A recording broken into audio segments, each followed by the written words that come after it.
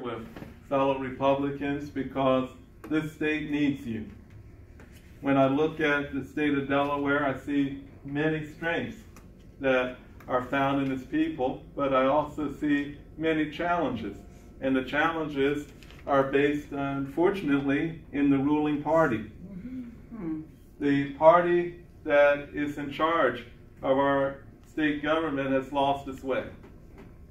And it's unfortunately well represented by the gentleman, fine gentleman, but that I'm running to replace, because just like the party, he's lost his way. Just like Mr. Murphy's opponent he's going to replace, she's lost her way. And what do you mean by lost her way? Well, why do you think that they're focused on so many strange issues? Because they have been a failure about what matters most. What matters most to the lives of the people? You know, do they have a plan for education? Well, if they did, then you'd think we would have heard it in 20 years. Do they have a plan for jobs? Well, they seem to have many plans, and they keep changing them every 2 years because none of them are working.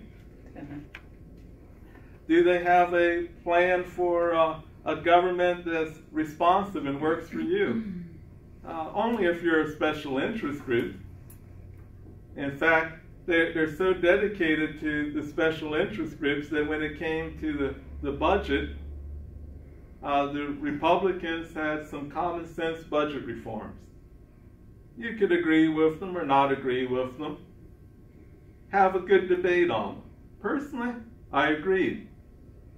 But instead of having a debate on the merits of them, they wanted to shut them down because their focus was more on raising taxes than reforming spending. You say, why do you need to reform spending? Well, Delaware is second in the nation in per person spending on government. Second. Well, if we were second in results in anything, I would be okay with that. But we're not second in the results in income growth.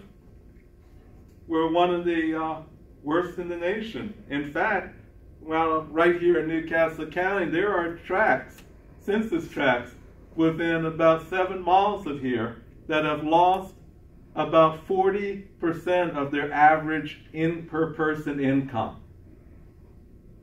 That's the failure of the ruling party. When you look at education, you know, even the DSEA understands that we went crazy. We spent 10 years, tens of millions of dollars developing a testing regime that actually measures student progress. You know, we measured it at the beginning of the year and the end of the year, so you're actually looking at the same student. And what do?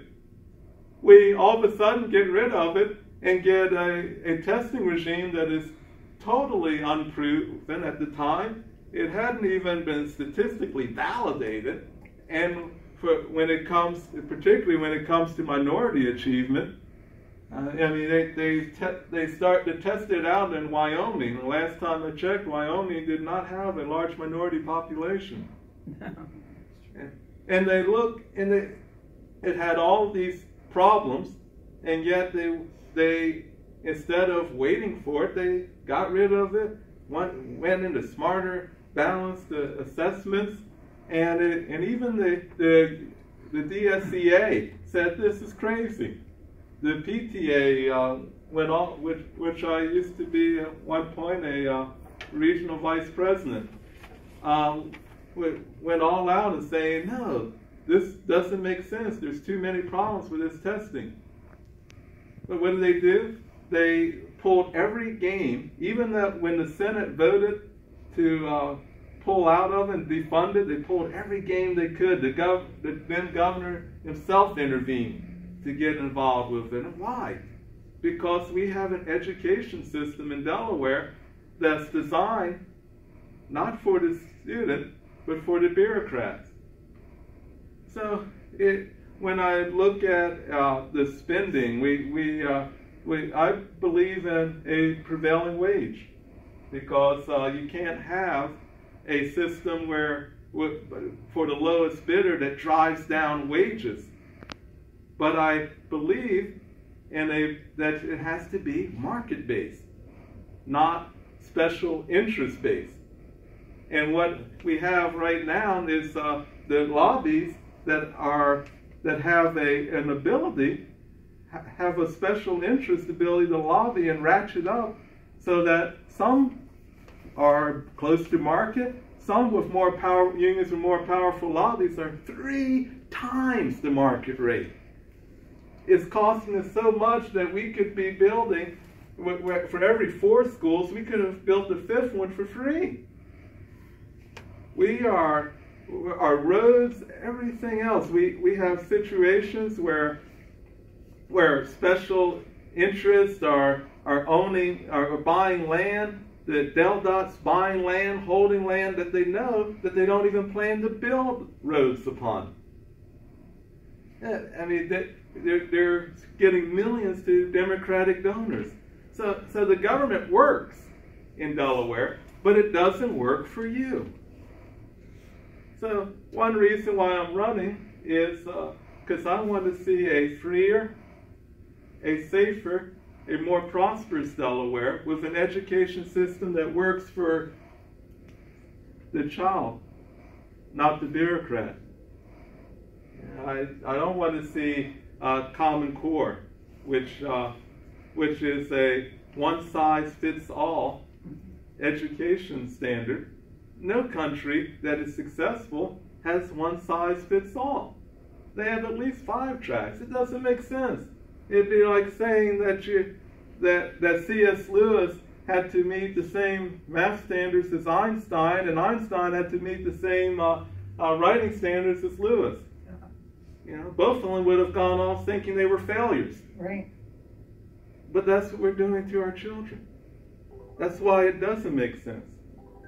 Now, what I'd like to see is I've been able to work for pro-jobs policies in the city of Dover. There have been many things that we've done to encourage job creation. And in fact, recently we had a lot of publicity with the Making Dover Prosper initiative, which when we looked at the Bureau of Labor Statistics, within the 6-month period of it being implemented, we added 1,300 jobs in Dover.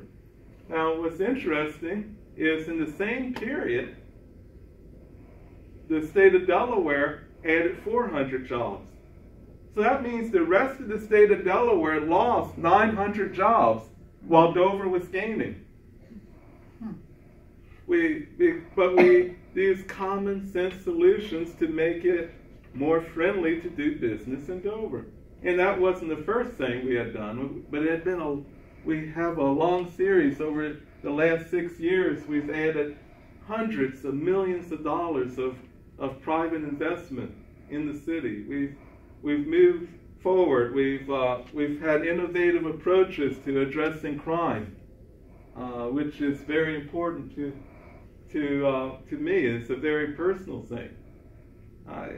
We look and we work to encourage diversity without discrimination.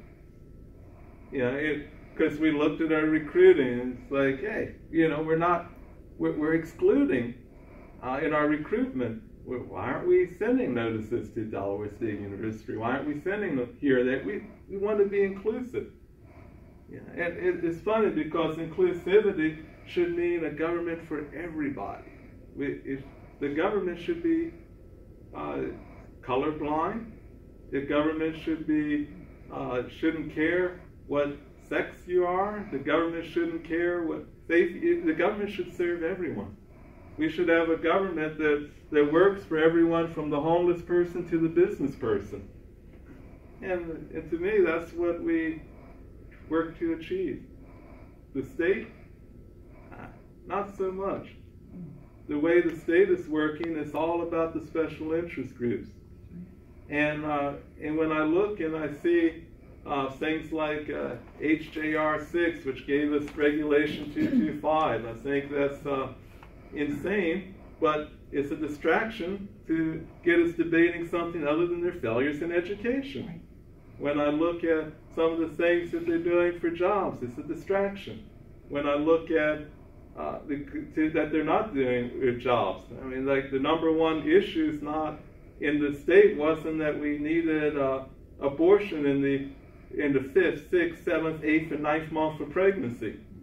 That's not even part of the civilized world.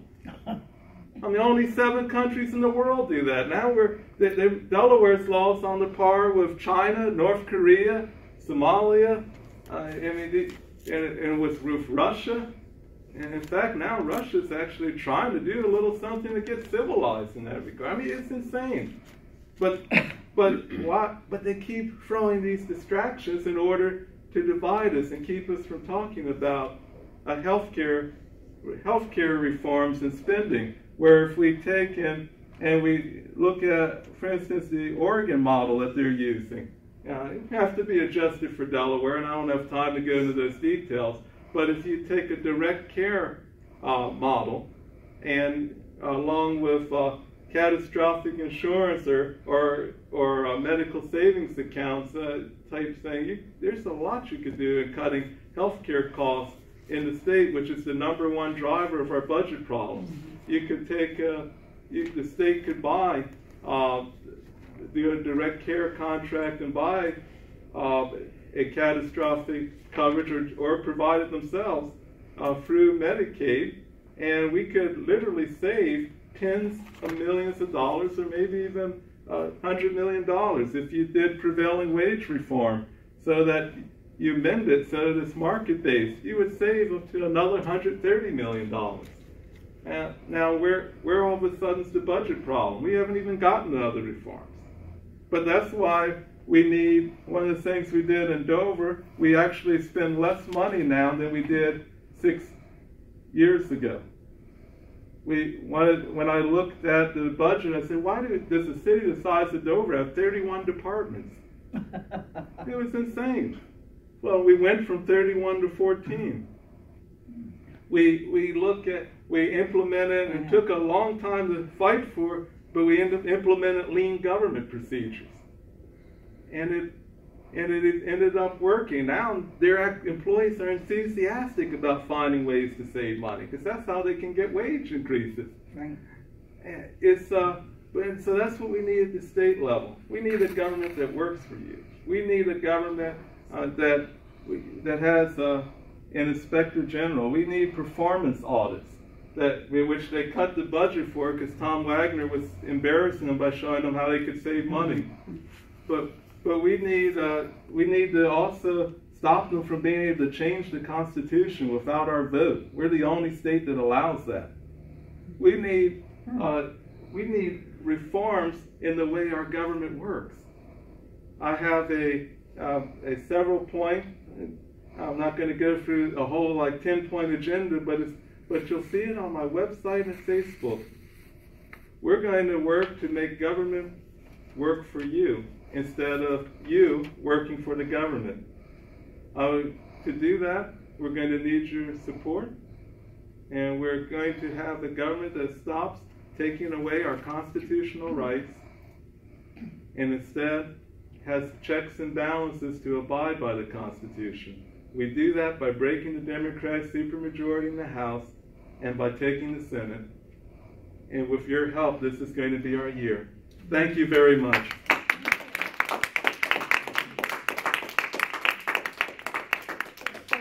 Any questions? Yeah, good luck with your campaign. I know you have a primary as well this year. So is your council seat up? Did you have to give that up? So it is not. So that'll be a special. Recording? So when you win this, then there'll be a special